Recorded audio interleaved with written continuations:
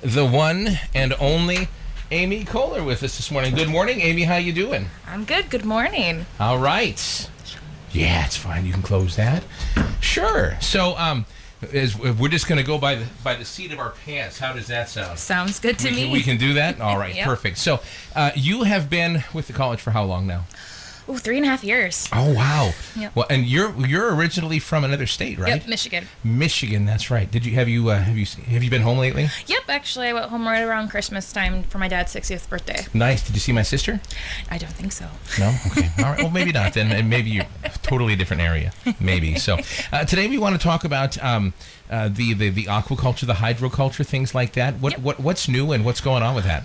So the big thing we're getting ready for this spring is our WH20 camp. This will be our second year. Our first year was in the spring of 2019. Mm-hmm. We had to cancel last year due to COVID restrictions. Yes. So we're really excited to bring it back here in 2021.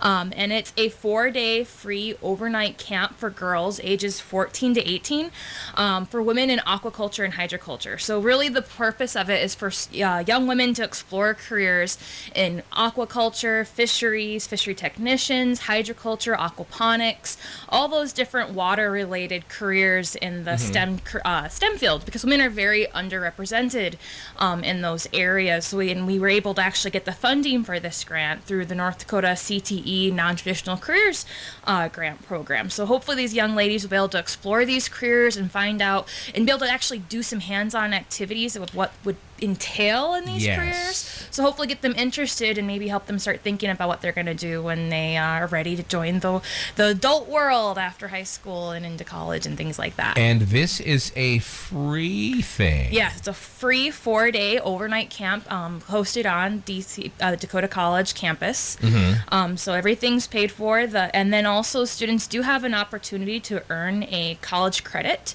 at a really reduced price. Oh, perfect. So it's only $137.48, and then if they haven't applied to Dakota College before, there is a $35 application fee. And students need to be entering into their sophomore year of high school in the fall of 2021 to be able to qualify for the college credit. But anyone younger, 14, new freshmen, things like that, it's open to all of them. Okay, and how do they register for this?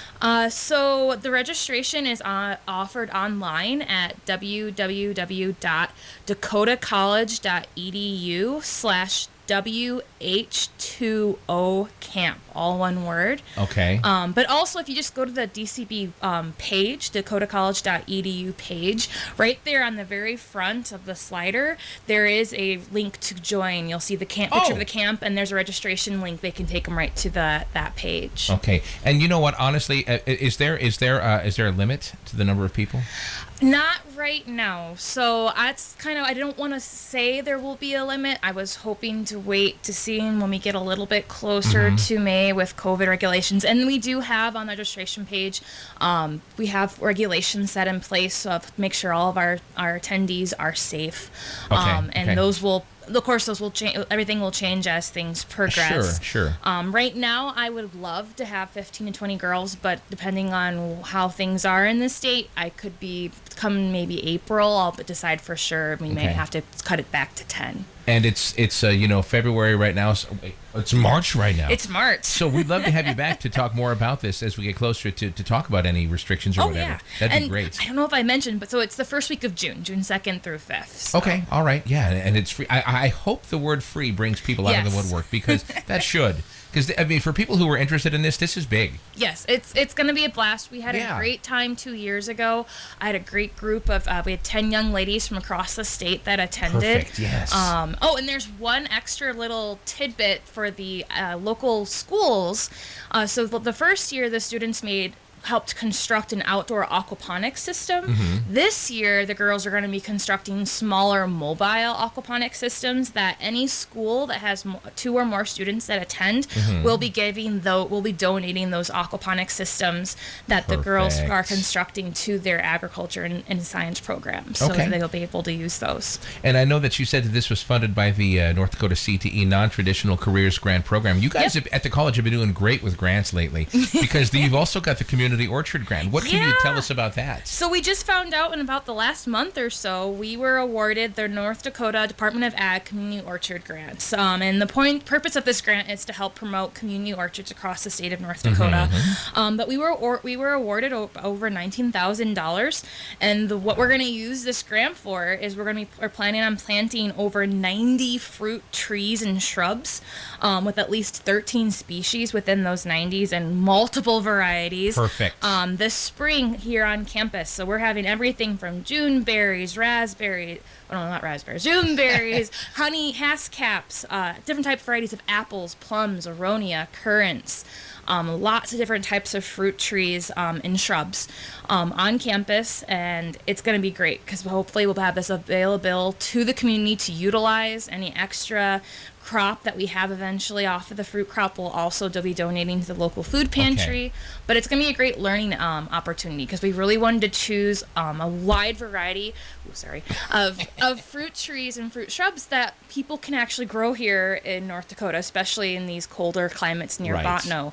And so this is the way they can be introduced to these different varieties and try them out, taste them, see what they can do with them, and then maybe bring that back to their own homes and maybe utilize those crops. But something you don't want to happen is somebody to come into the big old bag and just start swiping berries, right? Well, it will be open to the community to be able to gather. But yeah, well, of course, we'll ask everyone to be polite, and make sure there's enough left for everyone to give it a try. And it's going to be a few years. I mean, certain things probably by next year will be ready to harvest, but we're having apple trees, so it's going to be a handful of years before we're in really full production. But we'll use that as an education tool also on campus as well. And you know what I'm just going to tell you this straight out. What I really appreciate is how passionate you are about this, because your hands were flying all over the studio, and I love that because that means that you were excited about this. Yes. And I want to get other people excited about this too, because this is a big deal. This is huge for the college and for the community as well. Exactly. I love that. That's the biggest thing, is bringing that towards the community.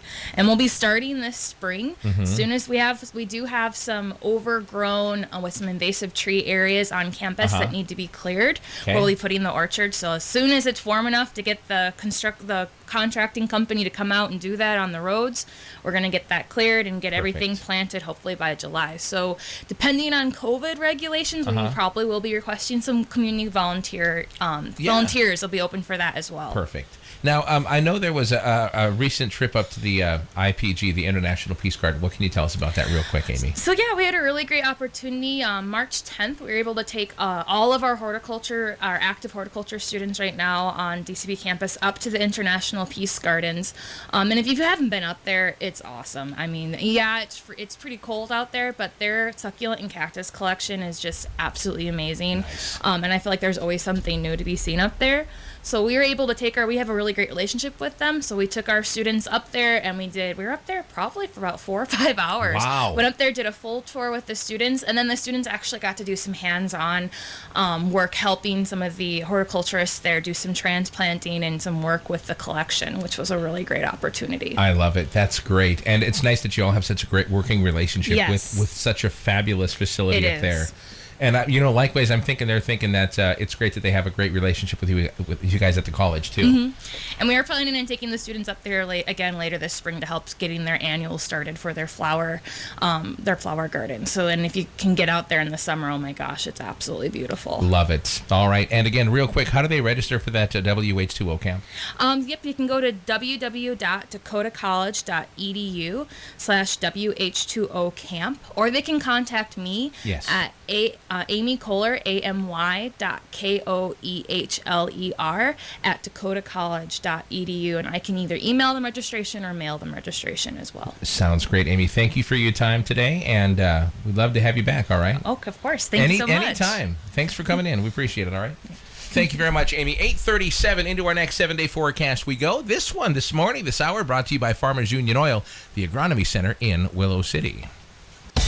The start of a new year means taking a look at how your production has gone over the last year or more, farmers, and maybe you need to make some decisions. The Willow City Agronomy Center is ready to assist you with any analysis or recommendations to help you have more